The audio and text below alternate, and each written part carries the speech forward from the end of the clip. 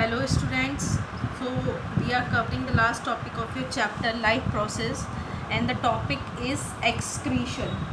So basically what is excretion is the process of removal of toxic waste from the body of an organism is called excretion.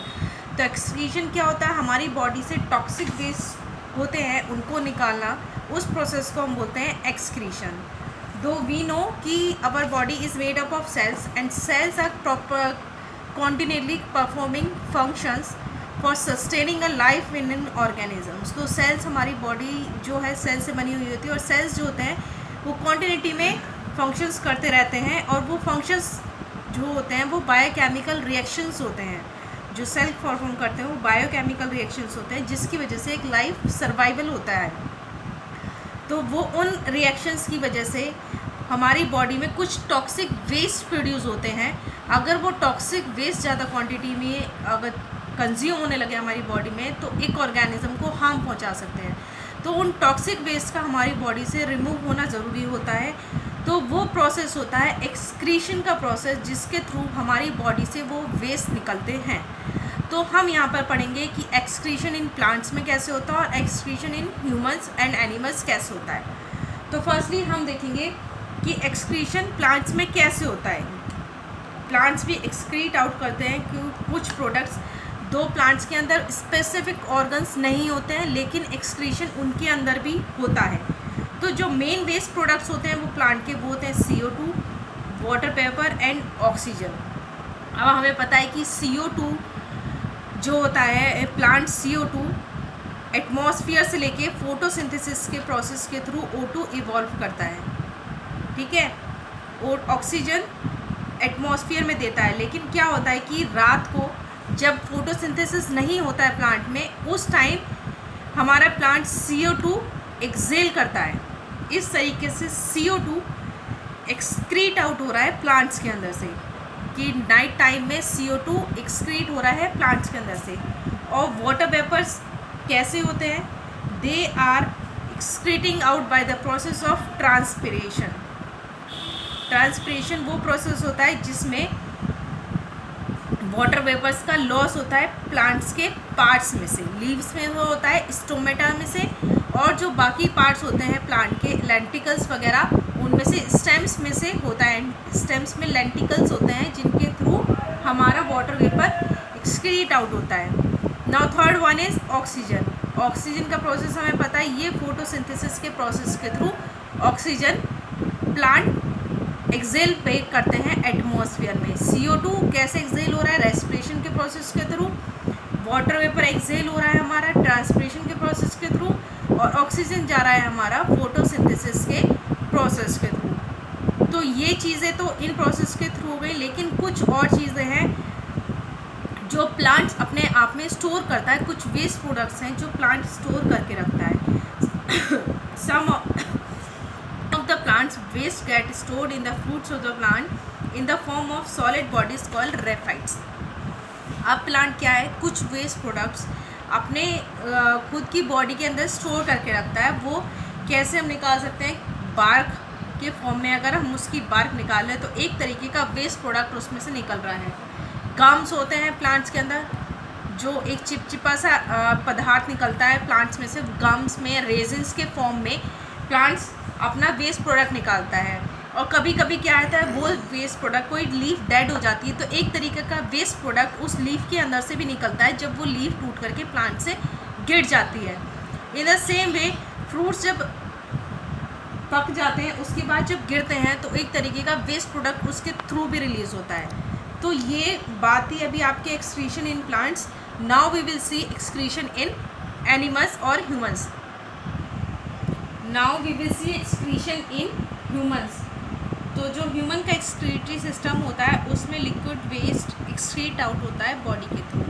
तो जो हमारा excretory system होता है उसके अंदर ये जो ऑर्गन्स होते हैं ये इन्वॉल्व होते हैं. 2 kidneys, 1 bladder and renal vein, renal artery and ureter. These are the organs which are involve in our excretory system. So क्या होता है कि रीनल आर्टरी डर्टी ब्लड लेकर के किडनी के पास जाती है. it carries the blood which is impure or which is containing a high amount of nitrogenous waste. तो रीनल आर्टरी कैरी करती है. तो रीनल आर्टरी इसको हमने नाम दिया है क्योंकि ये जो आर्टरी है कनेक्टेड है किडनी के साथ, तो इसलिए यहाँ पर हम इसको किडनी आर्टरी या रीनल आर्टरी बोल सकते हैं. ठीक है. और जो ट्यूब हमारे लंग्स के साथ अटैच होता है उसको हम पल्मोनरी नाम देते हैं, लेकिन जो किडनी के साथ अटैच होता है उसको हमने नाम दिया है रीनल आर्टरी. तो renal artery carries the dirty blood. ये ब्लड जाता है हमारी किडनी के पास. ठीक है. उसके बाद किडनी का फंक्शन होता है पॉइजनस वेस्ट को रिमूव करना, जिसके अंदर नाइट्रोजिनस वेस्ट आते हैं. मेनली हमारा जो नाइट्रोजिनस वेस्ट होता है वो in the form of urea होता है. जो हाईली टॉक्सिक अमाउंट होता है वो यूरिया का ज़्यादा होता है.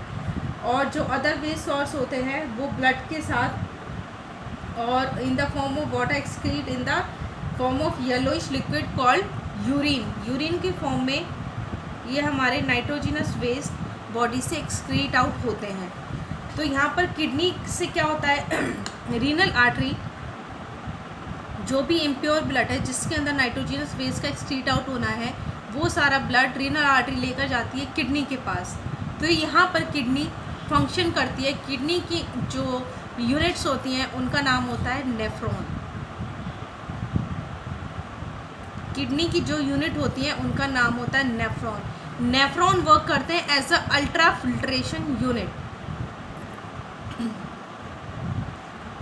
अल्ट्रा फिल्ट्रेशन यूनिट की तरह काम करते हैं. तो हमारा जो भी वेस्ट का एक्सक्रीट आउट होता है, जो भी हमारा वेट एक्सट्रैक्ट होना होता है हमारे ब्लड में से, वो सारा एक्सक्रीट आउट होता है हमारे नेफ्रॉन के अंदर. जो भी फंक्शन कर रहे हैं हमारे नेफ्रॉन कर रहे हैं यहाँ पर किडनी के अंदर, ये बहुत ज़्यादा क्वांटिटी में प्रेजेंट होता है हमारे किडनी के अंदर.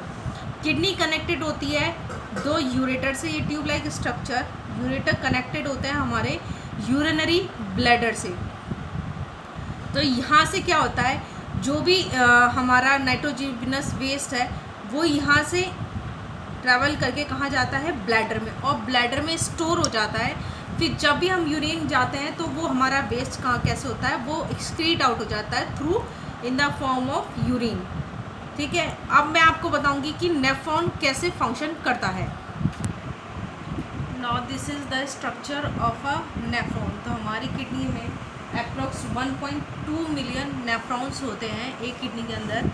तो इनका फंक्शन होता है कि जो भी वेस्ट मटेरियल है उसको बॉडी से एक्सक्रीट आउट करना. तो जो हमारा नेफ्रॉन का स्ट्रक्चर है उसमें एक कप लाइक स्ट्रक्चर होता है जिसको हमने नाम दिया है बाउमेंस कैप्सूल. बाउमेंस कैप्सूल होता है. बाउमेंस कैप्सूल के अंदर अ बंच ऑफ कैपिलरीज होता है, उसका नाम होता है ग्लोमेरुलस. ये बंच ऑफ कैपिलरी अटैच्ड होती है एक तरफ एक ट्यूब से, दूसरी तरफ दूसरे ट्यूब से. तो जो ट्यूब इधर की तरफ आ रहा है ये ट्यूब है हमारा renal artery. Renal artery carry करती है हमारा इम्प्योर ब्लड या जिस ब्लड के अंदर हमारे पास नाइट्रोजिनस वेस्ट है. तो इस वाले ट्यूब्यूल को हम नाम भी दे सकते हैं एफरेंट ट्यूब्यूल, जो इम्प्योर ब्लड ले करके जा रही है. सेकंड पॉइंट पे जो ग्लोमेरुलस होता है उसके पास अटैच रहती है रीनल वेन. वो है रीनल वेन और उसका नाम होता है इफरेंट ट्यूब्यूल. ये हमारा एफरेंट है, ये इफरेंट ट्यूब्यूल है. तो ये जो रीनल वेन होती है ये एक डक टाइप स्ट्रक्चर फॉर्म करता है. इसको नाम देते हैं हम हेनलीज लूप. ये यू शेप्ड स्ट्रक्चर होता है, ये होता है हेनलीज लूप. और ये दोनों होते हैं हमारे tubules PCT and DCT, proximal collecting tube and ये दोनों ट्यूब्यूल्स होते हैं. ये यू शेप्ड है हमारा हेनलीज लूप. और इस लूप के जो सराउंडेड होती है वो हमारी होती है रीनल वेन, जो इस ट्यूब्यूल को सराउंडेड होती है. और यहाँ से ब्लड हमारा प्योरीफाई होकर के बाकी चीज़ों को कनेक्ट करता है. जो प्योर ब्लड है बाकी ब्लड कैपिलरीज में चला जाता है. लेकिन ये जो ट्यूब्यूल्स हैं ये कैरी करते हैं नाइट्रोजिनस वेस्ट, जो एक कलेक्ट होता है जाकर के हमारे कलेक्टिंग डक्ट में, जो फर्दर ऑन कैरी करता है ब्लड को हमारे ureter to the urinary bladder.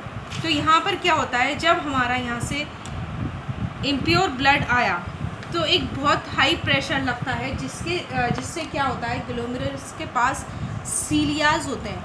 सीलिया, these are finger like structures होते हैं इसके पास। इससे क्या होता है, कुछ चीज़ें रिटेन हो जाती हैं इसके अंदर। वो क्या होती हैं, ग्लूकोज होता है, अमाइनो एसिड्स होता है। तो यहाँ पर क्या होता है, जब ये ग्लूकोज अमाइनो एसिड इसके अंदर सिक्रीट हो रहा है, ये होता है एक सिलेक्टिव रीअब्जॉर्प्शन की, कुछ चीज़ों को एब्जॉर्ब करना। तो यहाँ पर सिलेक्टिव रीअब्जॉर्प्शन हो रहा है और इस प्रोसेस के थ्रू ये जो है ये इस ट्यूब्यूल के थ्रू मूव करता है। तो रीनल वेन जो होती है, कुछ बड़े मॉलिक्यूल्स होते हैं जो इसको क्रॉस नहीं कर पाते, तो रीनल वेन के अंदर वो सारे प्रोटीन मॉलिक्यूल्स रीअब्जॉर्ब हो जाते हैं। तो ब्लड मॉलिक्यूल्स क्या है, ब्लड कैपिलरीज में दोबारा चले गए। लेकिन जो नाइट्रोजिनस वेस्ट थे हमारे, लाइक यूरिया और अदर नाइट्रोजिनस वेस्ट, वो इस ट्यूब्यूल को होते हुए हमारे कहाँ जा रहे हैं, कलेक्टिंग डक्ट में।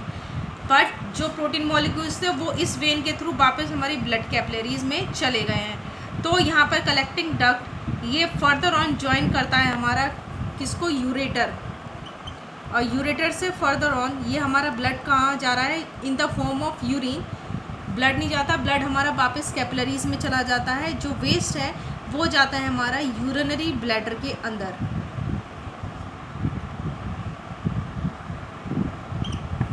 ठीक है, तो क्या हुआ कि इधर से इम्प्योर ब्लड आया, हाई प्रेशर की वजह से यहाँ पर एब्जॉर्प्शन हुआ, और जो भी प्योर ब्लड था वो रीनल वेन के थ्रू होते हुए हमारी वापस ब्लड कैपिलरीज में चला गया।